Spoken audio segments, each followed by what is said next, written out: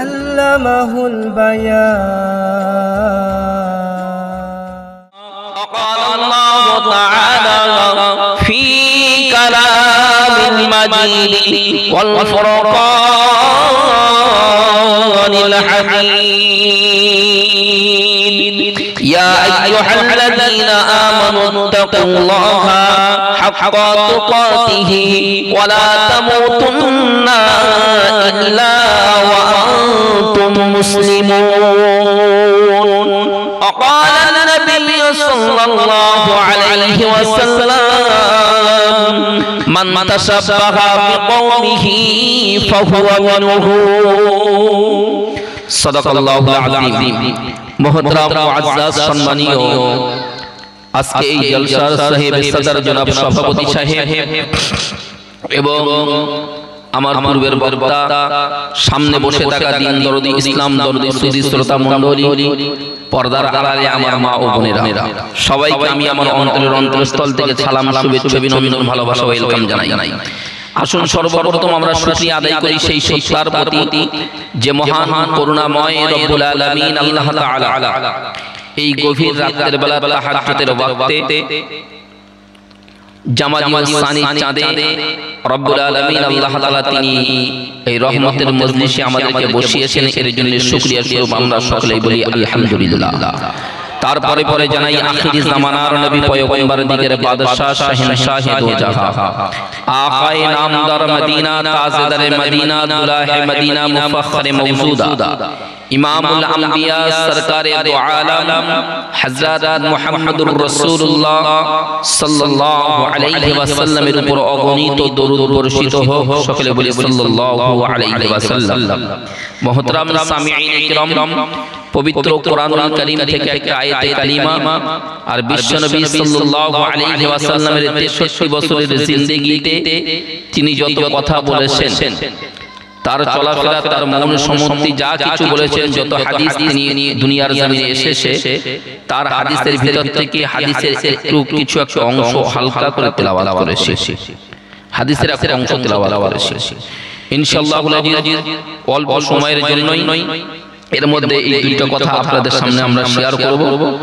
আল্লাহ রাব্বুল আলামিন আমার দ্বারা এমন কথা বলিয়ে নিয়ে যে কথার মধ্যে আমার এবং যারা শুনছে সকলের জন্য হেদায়েতের কথাই লুকিয়ে আছে।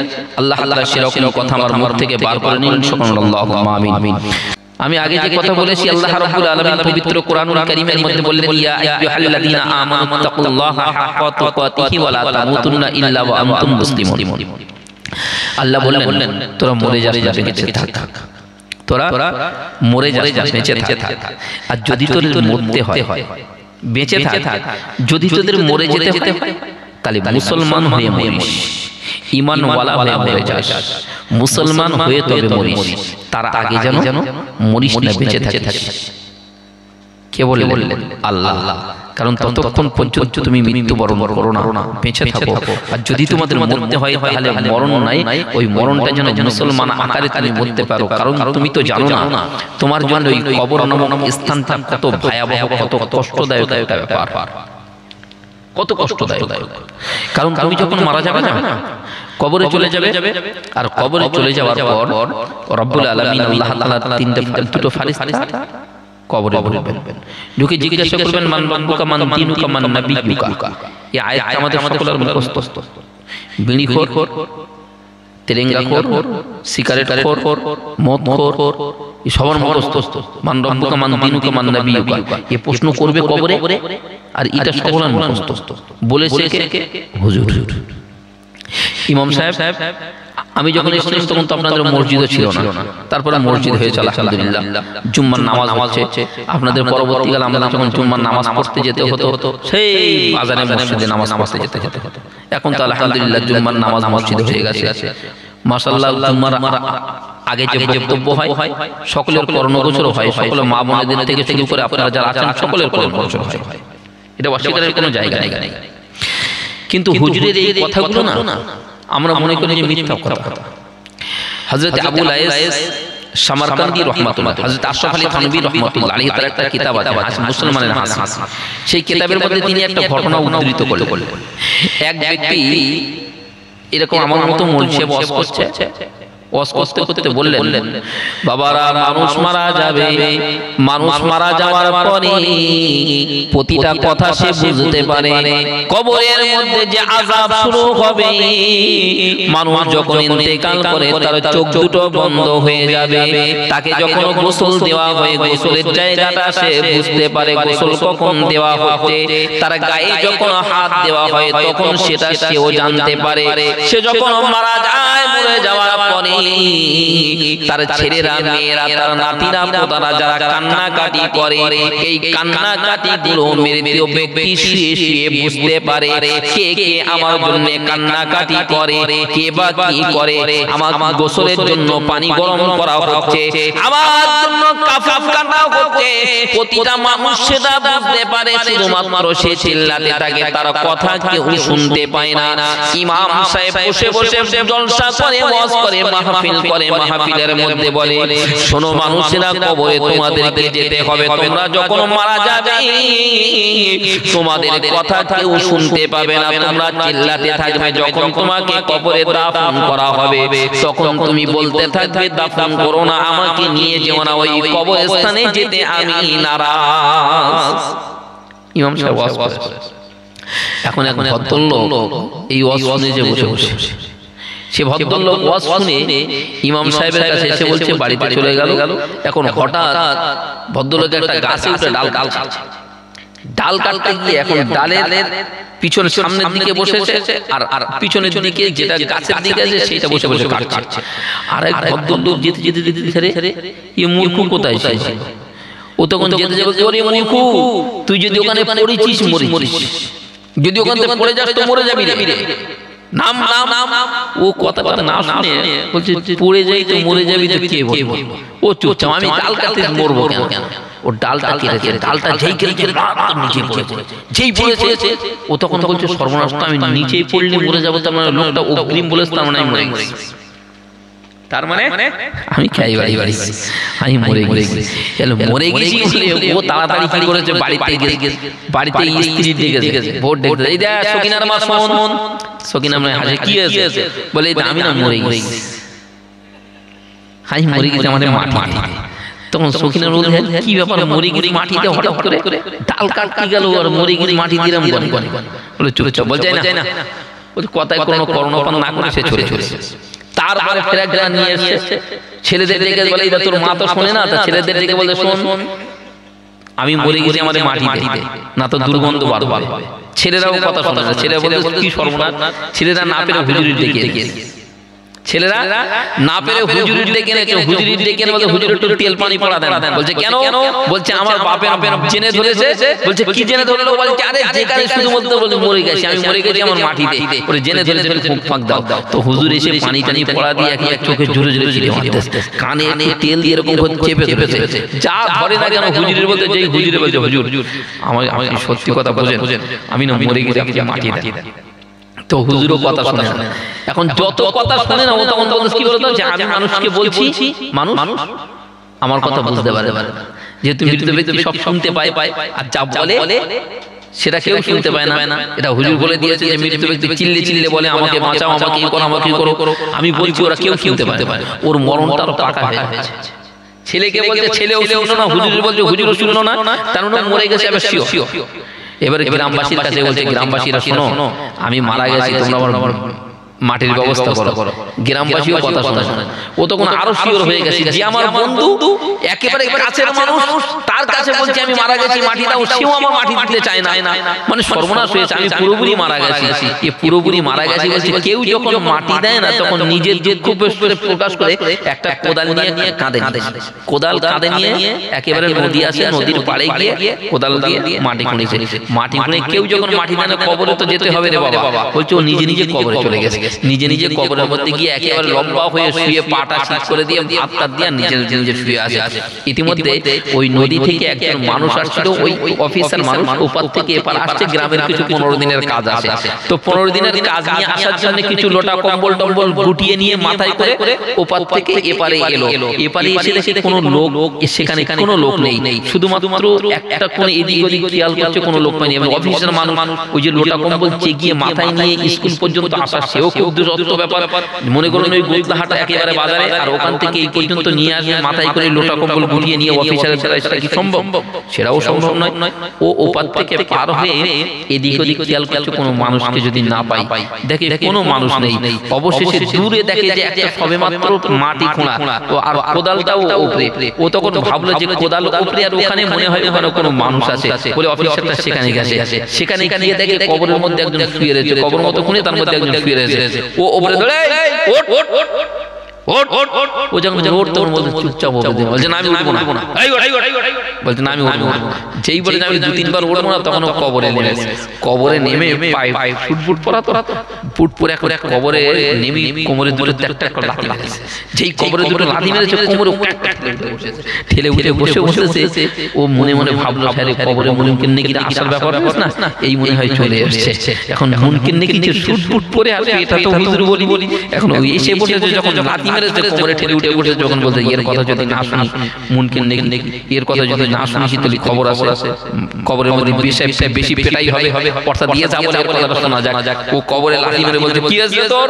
বলছে আমি মরে গেছি, তাই আমি এখানে কবরের মধ্যে শুয়ে যাই বলে ওরে তুলে নিয়ে বলে এটা মাথায় লে, বলে লোটা কম্বলগুলো সব মাথায় চেপিয়ে দে।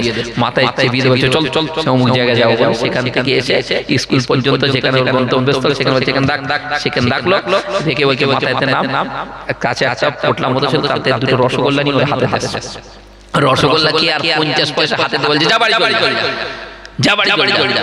এখন ও বাড়ি চলে আসছে। কোথায়? সন্ধ্যের প্রাক্কালে যখন ঘরের দিকে আসছে, এখন ঠিক ওই সময় মনি সাহেব বসে বসে এরকম জায়গায় বসে বসে ফের আবার ওয়াজ শুরু করেছে। বাবারা শুনুন, আল্লাহ রাব্বুল আলামিন বললেন বান্দা যখন কবরে চলে যাবে, কবরে চলে যাওয়ার পরে মুনকির নাকির সওয়ালের জবাব হবে। মুনকির নাকি তোমাকে প্রশ্ন করবে মান রাব্বুকা মান দীনুকা মান নবিয়ুকা। এই প্রশ্ন যদি তুমি উত্তর দিতে পারো, তোমার জন্য জান্নাত নামক স্থান হয়ে যাবে। আর প্রশ্নের উত্তর যদি তুমি না দিতে পারো, কবরটা তোমার জন্য বড় কষ্টকর হয়ে যাবে। ও মূর্খ দল সঙ্গে সঙ্গে নিচে বসে জলসা শুনছিল। নিচে বসে জলসা শুনতে শুনতে একেবারে স্টেজের উপরে হুজুরের কাছে চলছে, হুজুর আপনি আর মিথ্যা কথা বলবেন না। পাশে বসে হুজুর মাইক্রোফোন ছাড়েন বলে হুজুরের কাছে মাইক্রোফোন ছিঁড়ে নিয়ে বলছে কথাই মাইক ধরে বলছে আল্লাহর কি হুজুর যা বলে সব মিথ্যা কথা। হুজুর যা বলেছে সব মিথ্যে কথা বলছে। কেন বলছে? আরে হুজুর যা বলেছে মিথ্যে কথা কেন, আমি প্র্যাকটিক্যালি বলবো সবে মাত্র কবর থেকে ঘুরে এলাম, সবে কবর থেকে আমি ঘুরে এসেছি। কবরের অবস্থা আমার মতো বেশি আর কেউ জানে না। বলছে তা তুই বল। বলছে বাবা কবরে মানুষ চলে যাবে, মুনকির নাকি জীবনে আসবে না। মুনকির নাকি এসে প্রশ্ন করবে না, মুনকির নাকি আসবে কথাটা ঠিকই। মুনকির নাকি আসবে শুটফুট পরে এসে প্রথমে এসে কবরে এসে কোমরে দুটো লাথি মারবে, মুর্দার ঠেলে উঠে বসবে। মুর্দার ঠেলে উঠে বসার সঙ্গে সঙ্গে মুর্দারকে বলবে মাথায় এটা লে বলে স্কুল পর্যন্ত পৌঁছাবে। স্কুলে গিয়ে যখন নামাবে, দুটো রসগোল্লা হাতে দেবে, একটা 50 পয়সা হাতে দেবে, বলবে যা বাড়ি চলে যায়। এটাই কবরের প্রশ্ন হবে, তাছাড়া আর কিচ্ছু হবে না। তাছাড়া আর কিচ্ছু হবে না। এটা হচ্ছে রাত 12টা জলসা, কিছু করার নেই। বলছি এটাই হচ্ছে কবরের প্রশ্ন, তার বেশি আর কিছু হবে না। ও মুসলমান, আমরাও সেটা মনে করি কবরের মধ্যে এমন হালাত হবে। ইমামেরা আর মুসলমানেরা যা বলে, ইমাম সাহেব যা বলে, হুজুরেরা যা বলে, ওই পর্যন্ত শুনে সেখানে রেখে চলে এলাম। ওটার ব্রেন নিয়ে নিজের ঘর পর্যন্ত নিয়ে গেলাম না, ওটা ব্রেনে করে নিয়ে এসে নিজের বাড়ি পর্যন্ত নিয়ে নিয়ে এলাম না, নিজের বাচ্চাদের কাছে নিয়ে এলাম না, নিজের বাড়িতে আর আমল করলাম না, আর আমল যখন করি না ও মুসলমান মনে রাখবেন আমাদের জন্য কবর নামক স্থানটা কঠিন হয়ে দাঁড়াবে। আল্লাহ বললেন মরতে যদি তোদের হয় মুসলমান হয়ে মরো, আর মুসলমান না হয়ে যেন তুমি কখনো মারা যেও না। এবার আপনি কি একটু ঠান্ডা মাথায় বলতে পারবেন? বিশ্বনবী বললেন মান তাসাব্বাহা বিকওমিহি ফাহুয়া মিনহু। ও মানুষ, যদি তোমরা মুসলমান হয়ে মরতে চাও, আমি নবী যেটা তোমাদের জন্য বললাম সেটা ভেবে তোমরা মারা যাও।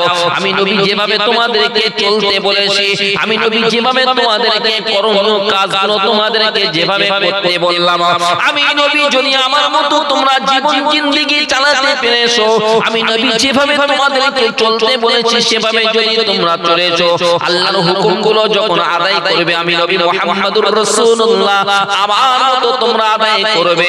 আর আমি নবী মুহাম্মদুর রাসূলুল্লাহ যেভাবে তোমাদেরকে বললাম সেভাবে যদি তোমরা চলতে পেরেছো, তোমাদের ইহকাল পরকাল উভয় কালটা তোমাদের জন্য কামিয়াবি হয়ে যাবে। শুধু কামিয়াবি নয় ও মুসলমান, যখন তুমি কবরে চলে যাবে, তুমি মুসলমান হয়ে তবে তুমি কবরে যেতে পারবে, অন্যথায় তোমাকে মুসলমান বলা হবে না। মাথায় রাখবেন আল্লাহর নবী সাল্লাল্লাহু আলাইহি ওয়াসাল্লামের 63 বছরের জিন্দেগি, কবরের প্রশ্ন কি বললাম? মান রব্বুকা, তোমার রবকে মানো। রবের কথা যদি মানতে হয়, আল্লাহ নবী বললেন রবের কথা মানো। রবের কথা মানার পরে মানবে কিভাবে? তারপরে দিনুকা, তোমার দিন ইসলামের মধ্যে চলতে হবে। ইসলাম যেভাবে তোমাকে চলতে বলেছে সেভাবে চলতে হবে। মান নবিয়ুকা, যদি তুমি তোমার নবীকে না মানো, তাহলে নবীকে মানলে সবকটা মানা হয়ে যাবে।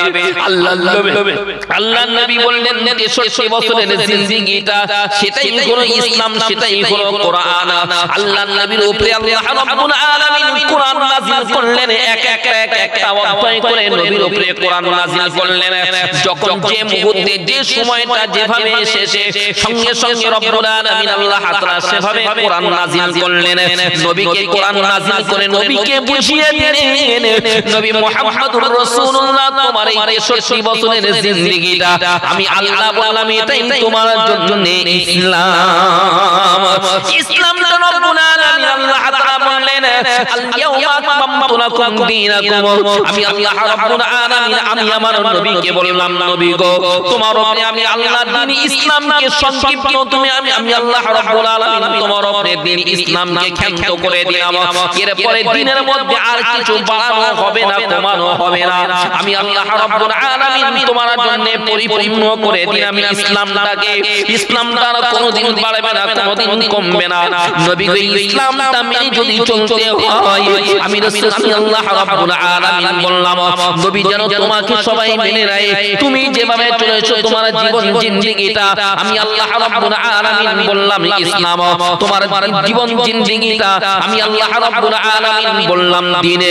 একজন মানুষ যদি নবীর মতো জীবন জিন্দেগি চালাতে পেরেছে, একজন মানুষ যদি নবীর মতো তার জীবন জিন্দেগিটা নিয়ে পায়রামি করতে পেরেছে, তার জীবনটা যদি বিশ্ব নবীর মতো অতিবাহিত করতে পেরেছে, আল্লাহর কসম খেয়ে বললাম ওই মানুষটা যেদিন কবরে চলে যাবে তার জন্য রয়েছে জান্নাত। ওই মানুষটা জীবনে কখনো কোনোদিন জাহান্নামের মধ্যে প্রবেশ করবে না।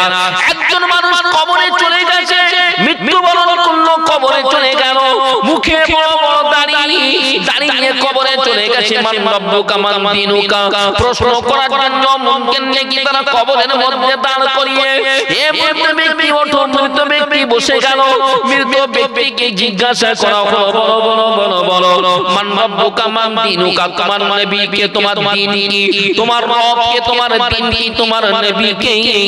সঙ্গে সঙ্গে সে ব্যক্তি আল্লাহ সে ব্যক্তি মুনকিন নাকিকে বললেন মুনকিন নাকি রে, একবার আমার দিকে তাকিয়ে বলো, তুমি যে আমাকে প্রশ্ন করো আমি তোমার প্রশ্নের উত্তর দেব। আমার মুখের দিকে তাকাও, আমার চেহারার দিকে তাকাও, আমার চেহারার দিকে তাকিয়ে তুমি কি বলো? এটা ব্যক্তিটা কার থাকতে পারে, কোন মানুষটার এই দাড়িটা থাকতে পারে? সঙ্গে সঙ্গে বললেন দাড়িগুলো মুহাম্মদুর রাসূলের সুন্নাত। আরে মুহাম্মদুর রাসূলের সুন্নাত যদি আমার মুখের উপরে থাকে মুনকিন নাকি রে, কেমন করে তুমি আমাকে কবরে প্রশ্ন করো। শোনো শোনো, যে নবীর সুন্নাত নিয়ে আমি কবর পর্যন্ত আসতে পেরেছি, কবরের মধ্যে চলে এসেছি, আর যে নবীকে না তৈরি করলে আসমান জমিনকে আল্লাহ রাব্বুল আলামিন সৃষ্টি করতেন না, যে নবীকে সৃষ্টি না করলে ও মুমকিন নাকি আল্লাহ রাব্বুল আলামিন তোকেও সৃষ্টি করত না। মুমকিন নাকি আল্লাহ তাআলা যে নবীর জন্য কুল কায়নাত সব কিছু বানিয়েছে, সেই নবীর মুখে ছিল দাড়ি, আর সেই দাড়িটা নিয়ে আমিও কবরে চলে এসেছি। এটা মামুলি কোনো দাড়ি নয়, এই দাড়িটা হলো বিশ্ব নবীর সুন্নাত নিয়ে কবরে চলে এসেছি। এবার মুমকিন নাকি তুমি কি বলবে, এই সুন্নাতটা নিয়ে যদি কবর পর্যন্ত আসতে পারি তাহলে দিন বলার কি আর দরকার হবে, আর আমার আল্লাহর হুকুমের কথা বলার কি দরকার হবে? উপর থেকে মেসেজ এসে গেল, মুমকিন নাকি কবর থেকে উঠে এসো, কবর থেকে উঠে এসো, ওই সুন্নতের উপরে পায়রামি করা ব্যক্তির কবরে প্রশ্ন করার কোনো দরকার হবে না। আর একটু জোরে বলেন সুবহানাল্লাহ। কারণ প্রশ্ন যখন করার দরকার হয়, আপনি যদি আমাকে না জানেন প্রশ্ন করবেন তোমার নাম কি, আর চেনা বাহনের বলতে লাগলেন। আমি প্রথম তো বললাম, আমি যখন স্টেজে জলসা করতে এলাম, ইমাম সাহেব বলে দিল হাফিজুর রহমান উঠছে। এখন ইমাম যদি নাও বলতো হাফিজুর রহমান উঠছে কি কে উঠছে, আপনাদের বুঝতে কি অসুবিধা হতো? কারণ হাফিজুরকে তো সবাই চেনে। এখন হাফিজুরকে চেনার কারণে হাফিজুরের নাম বলার দরকার হবে না। আমার পূর্বের বক্তা যিনি ছিলেন তার সঙ্গে আপনাদের চোখের সঙ্গে মিল ছিল না, তার সঙ্গে আপনাদের পরিচয় ছিল না। ওই ব্যক্তি যতক্ষণ পর্যন্ত জলসা করবে, আপনাদের মনের মধ্যে মনে মনে বারবার মনে হয় বক্তাটা এত সুন্দর মিলাদ করলো, নামটা তো জানি না, নামটা জানি না। নাম জানার প্রয়োজন আসে। আপনি নিজে যখন বক্তা সাহেব নিজে নামলো, আপনি একবার জিজ্ঞাসা করলেন হুজুর আপনার নাম কি? হুজুর বলে দিল আমার নাম যা কিছু, নাম তাই বলে দিল। যার সঙ্গে নামের প্রয়োজন ছিল না, আপনার সঙ্গে পরিচয় আছে, নামের প্রয়োজন নাই। যার সঙ্গে প্রয়োজন নাম প্রয়োজন নাই, কিন্তু নামে যার সঙ্গে আপনার পরিচিত নাই, কিন্তু তার নামের প্রয়োজন আছে। এই জলসার যে জায়গায় বসে আছি, এখানে হঠাৎ একটা কুকুর উঠে পড়লো। কুকুর, আপনারা কি জিজ্ঞাসা করবেন কুকুর বলতো নাম কি? কুকুর তোর বাবার নাম কি? কুকুর তোর বাড়ি কোথায় জিজ্ঞাসা করবেন? নাকি লাঠি নিয়ে উঠে এসে ছুটে এসে কুকুরের 12টা বাজিয়ে দেবে? কারণ সঙ্গে সঙ্গে তখন নাম জিজ্ঞাসা করবেন না, কোনো কিছু জিজ্ঞাসা করবেন না, একটা লাঠি নিয়ে কুকুরের 12টা বাজিয়ে নিচে নামিয়ে দেবে না। কারণ এর পশুর মতো আকৃত হয়ে গেছে, তো মানুষ নয়। আর যখন মানুষেরও আমার আপনার বাড়িতে জিজ্ঞাসা করবেন তোমার নাম কি, ও মুসলমান ঠান্ডা মাথায় বুঝে নেবেন আপনি যখন কবরের মধ্যে চলে যাব। আল্লাহ রাব্বুল আলামিন বললেন তুমি কবরে চলে যাওয়ার পর আমার আপনার আকৃতিটা রব্বুল আলামিন আল্লাহ তাআলা পরিবর্তন করে দেবেন। ভালো যদি মানুষ হয়, তার পরিবর্তন ভালো যদি মানুষ হয়, তার মুখের মধ্যে বিশ্বনবীর নূর ফুটে উঠবে, বিশ্বনবীর চরিত্র, বিশ্বনবীর নূর তার মুখের উপরে ফুটে উঠবে। আর বিশ্বনবীর নূর ফুটে ওঠার সঙ্গে সঙ্গে মুনকিন নাকি এসে কবরের মধ্যে এসে দেখবে, দেখে বলবেন ওরে এর প্রশ্ন করার দরকার নাই, প্রশ্ন করার দরকার নাই। কারণ যে ব্যক্তি কবরে চলে এসেছে, এ ব্যক্তি অন্য কেউ নয়, অন্য কেউ নয়, এটা হলো বিশ্ব নবীর খাস উম্মত। আর এই উম্মতের জন্য আমার নবী কেঁদেছে, এই উম্মতের জন্য আমার হাবিব কেঁদে, উম্মতের জন্য হাবিবকে দেখে বললেন এদের কবরের হিসাব নেওয়া যাবে না, অর্থাৎ কবরের হিসাব নেওয়ার প্রয়োজন নাই, কারণ এর মুখের মধ্যে বিশ্ব নবীর নূর আছে। আর আমি মুসলমান যখন কবরের মধ্যে চলে গেলাম, বিশ্ব নবীর নূর আমার মুখের মধ্যে নাই, কোনো আমার মধ্যে বোঝা যায় না মুসলমান না অন্য জাতি কবরের মধ্যে এসেছে তখন ফেরেশতা বললেন মান রব্বুকা মান দীনুকা মান নাবিয়ুকা কারণ এর সঙ্গে পরিচয় বুঝতে পারি না না নবীর নূরের মুখের মধ্যে আছে না আল্লাহর হুকুম মাননে ওয়ালা কোনো জিনিস আছে সেই জন্য এর কাছে প্রশ্ন করে একবার বুঝে নাও নবীর উম্মত কিনা এর মধ্যে প্রশ্ন করে বুঝে নাও এই ব্যক্তি আল্লাহর আর বান্দা কিনা সেই জন্য বান্দা বোঝার জন্য আর নবীর উম্মত বোঝার জন্য আমাকে প্রশ্ন করা হবে আর আমি যখন কবরে চলে যাব কবরে যাওয়ার পরে আমার আকৃতিটা পাল্টে দিয়ে যদি পশুর মতো করে দেওয়া হয় কুকুর বিল্লির মতো করে দেওয়া হয় ফেরেশতা কবরের মধ্যে আসবে এসে বুঝতে পারলো মুখের দিকে তাকিয়ে তাকিয়ে যে তো মানুষ রূপে কবরে এলো না যে ব্যক্তি কবরে এসেছে এর পশুর মতো আকৃতি হয়ে গেছে শুকরের মতো আকৃতি হয়ে গেল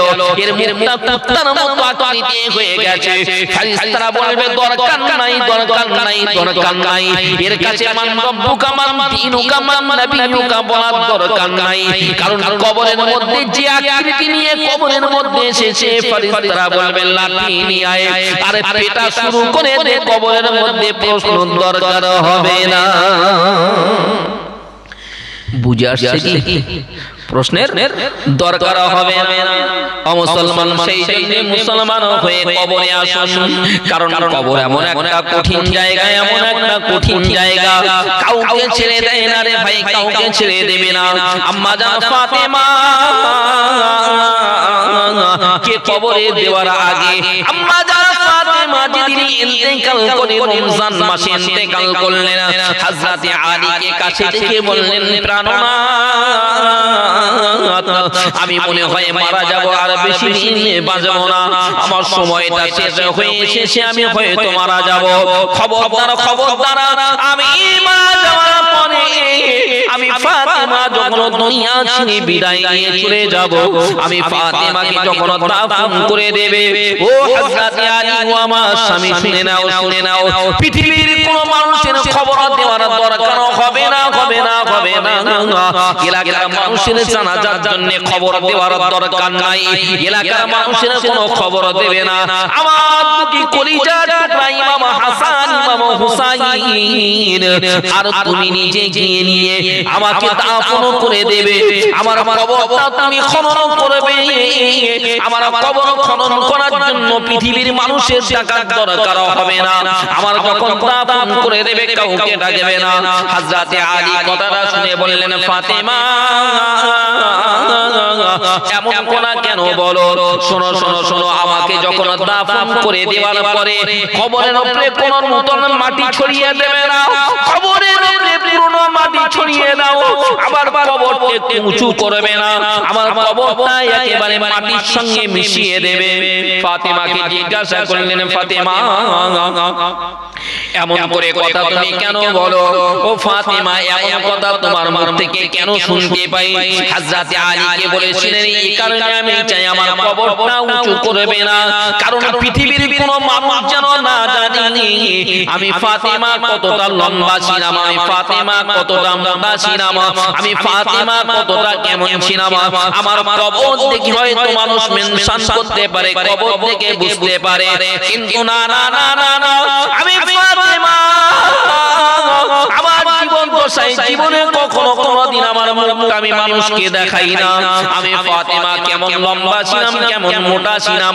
এটাও কখনো মানুষকে আমি দেখালাম না সেজন্য আমি মারা যাওয়ার পরে খবরদার খবরদার খবরদার আমার কবরটাকে উঁচু করবে না আমার কবরটাকে লম্বা করে দেবে না আমার কবরটা মাটির সঙ্গে একেবারে মিশিয়ে মিশিয়ে রেখে দেবে হযরত আলীকে বললেন প্রাণনাথ শোনো শোনো শোনো আমি মারা যাওয়ার পরে গ্রামের মানুষের এলাকার মানুষের খবর দেবে না তুমি নিজে গিয়ে আমাকে মাথায় করে নিয়ে যাবে আমার দুটি কলিজার টুকরা ইমাম হাসান ইমাম হুসাইন দুজনকে নিয়ে তুমি দাফন করে দেবে রাতে অন্ধকারে আমাকে দাফন করবে দিনের বেলা দাফন করবে না কারণ দিনের বেলা দাফন করলে মানুষ আমার লাশটা দেখতে পাবে আমি ফাতেমা এই পর্দাও পর্যন্ত আমি বজায় রাখতে যাই হযরতে ফাতেমা ইন্তেকাল করলেন হযরতে আলী রাদিয়াল্লাহু তাআলা আনহু স্ত্রী তার দুনিয়া ছেড়ে বিদায় নিয়ে চলে গেছে,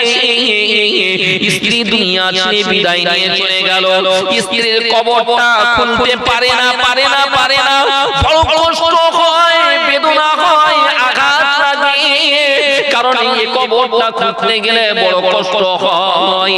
যার সঙ্গে এতদিন যাবত পর্যন্ত সংসার করলাম, সে আমার ছেড়ে বিদায় নিয়ে চলে যাচ্ছে, তার কবরটা কেমন করে খুলবো না, পারি না। তারপরে ফাতেমা যে আমাকে পড়ে গেল, কবর আমাকে খনন করতে হবে।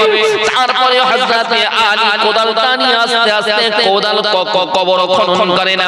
হযরতে আবু যার গিফারি রাতের অন্ধকারে কবরস্থানের পাশ দিয়ে যেতে দেখতে পায়, হযরতে কবরের পাশ দিয়ে যেতে দেখতে পায় কবরের মধ্যে একটা আলো জ্বলে। আস্তে আস্তে পাটা বাড়িয়ে নিয়ে কবরস্থানের ভিতরে ঢুকে দেখে হযরতে আলী কবর খনন করছে। আলীকে বললেন, আলী রে, কবর তুমি খনন করো কেন? আলী তুমি কবর খনন করো কেন? কে ইন্তেকাল করেছে? আলী বললেন, অন্য কেউ ইন্তেকাল করেনি, হযরতে বিশ্ব নবীর কলিজা টুকরা ফাতেমা ইন্তেকাল করলো। ফাতেমার জন্য কবর খনন করছি, ফাতেমার জন্য কবর খনন করলাম। আলীর কাছ থেকে কোদালটা কিনে নিয়ে হযরতে আবু যার গিফারি কবর খনন করলেন।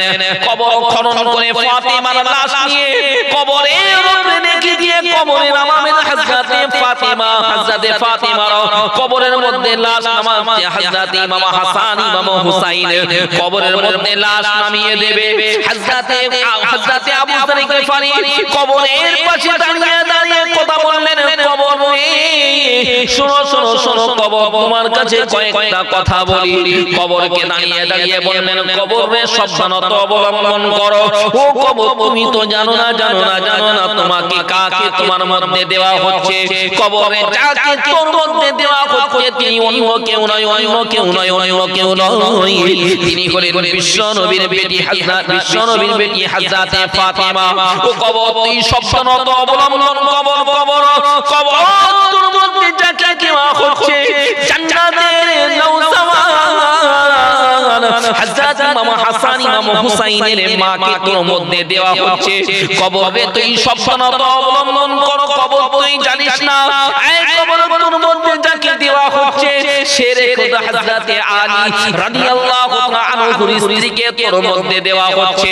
এ কবর সাবধানতা অবলম্বন করো। কবর, তুই জানিস না তোর মধ্যে যাকে দেওয়া হচ্ছে অন্য কেউ নয়, তোর মধ্যে যাকে দাফন করা হচ্ছে তিনি হলেন জান্নাতুল রানী, জান্নাতের খাতুন, জান্নাতের রানী হযরতে ফাতিমাতুজ যোহরা রাদিয়াল্লাহু তাআলা আনহাকে কবর তোর মধ্যে দাফন করে দেওয়া হচ্ছে। কবর থেকে আওয়াজ ভেসে আসে, কে গো তুমি? আমাকে শাসাতে এসেছো? এই আবু যার গিফারি, আমাকে শাসাও না, আমাকে বড় ছোট কথা বলো না, আমাকে শাসাতে এসো না। আমি কবর এমন একটা জায়গা, আমি কবর বড় কঠিন জায়গা, আমার মধ্যে দেওয়ার পরে আমি কবর কাউকে চিনি না, আমি বিশ্ব নবীর মেয়েকে চিনি না, আমি কবর হাসান হোসেনের মাকে চিনি না, আমি কবর হযরতে আলীর স্ত্রীকে চিনি না, আমি কবর তার কাছ থেকে বুঝে নেব। আমি কবর যখন আমার কাছে আসবে আমি তার কাছ থেকে শুধুমাত্র তার আমলটুকু বুঝে নেব। আমল যদি ভালো হয় আমি কবর তার জন্য 70 গজ চওড়া হয়ে যাব, 70 গজ লম্বা হয়ে যাব। আর আমি কবর যদি আমার কাছে আমল যদি খারাপ হয় আমি কবর বড় সংকীর্ণ হয়ে যাব, এতটাই সংকীর্ণ হয়ে যাব। বিশ্ব নবী হাতটা দেখে এমন করে বললেন, কবর এতটাই চেপে যাবে, একদিকের পাঁজরের হাড় অপর দিকে এমন করে ঢুকে যাবে। মুসলমান, ওই কবরের আযাব সহ্য করার মতো শক্তি কারণ নাই। সেজন্য কবরের আযাব থেকে যদি বাঁচতে হয় মুসলমান হয়ে কবরে এসো, আর মুসলমান হয়ে যদি তুমি কবরে আসতে পেরেছো তোমার জন্য জান্নাত নামক একটা স্থান হয়ে যাবে। কবরটা তোমার জন্য 70 গজ চওড়া 70 গজ লম্বা হয়ে যাবে।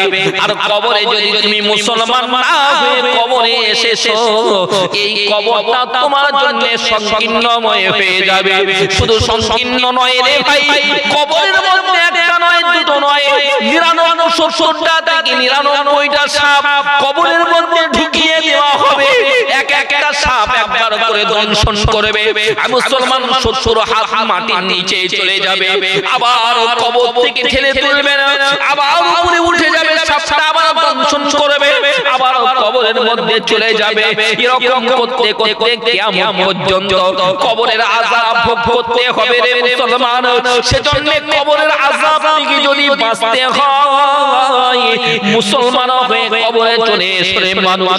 মুসলমান হয়ে যদি কবরে আসতে পেরেছো, তোমার জন্য কবরটা ফুলের বাগান হয়ে যাবে। আল্লাহর নবী বললেন কবরটা তোমার জন্য এমন একটা স্থান হয়ে যাবে, কবরের সঙ্গে জান্নাতের সঙ্গে একটা খিড়কি একটা রাস্তা ফিট করে দেওয়া হবে। কবরের মধ্যে জান্নাতের সুগন্ধি হাওয়া, সুসুন্দর হাওয়া কবরের মধ্যে ভরে দেওয়া হবে। ওই মানুষটা ঘুমিয়ে পড়বে চিরতরের মতো, এমন ঘুমিয়ে যাবে কিয়ামত পর্যন্ত তার ঘুম আর ভাঙবে না। ঘুমার কবরের মধ্যে যখন চলে যাবে ঘুম আর ভাঙবে না। ওই মানুষটা কিয়ামতের ময়দানে উঠবে না। কিয়ামতের সময় বান্দাকে যখন আল্লাহ রাব্বুল আলামিন ডাক দিবেন, ইসরাফিল যখন সিংহায় ফুঁক দিবেন, সিংহায় ফুঁক দেওয়ার পরে কবর থেকে মানুষটা উঠে বলবে এত দ্রুত গতিতে আমাকে ডাকলো কে? এই তো সবে ঘুমিয়ে পড়লাম, এত তাড়াতাড়ি ডাকলো কে? এত তাড়াতাড়ি ডাকলো কে আমাকে? কেন এত তাড়াতাড়ি ডাকা হলো? ওই মানুষটার ডাকের জন্য মানুষটা সেখানে কষ্ট পাবে। কষ্ট তার এটাই, এত তাড়াতাড়ি কেন ডাকা হলো? এত তাড়াতাড়ি কেন ডাকা? এর জন্য কষ্ট পাবে।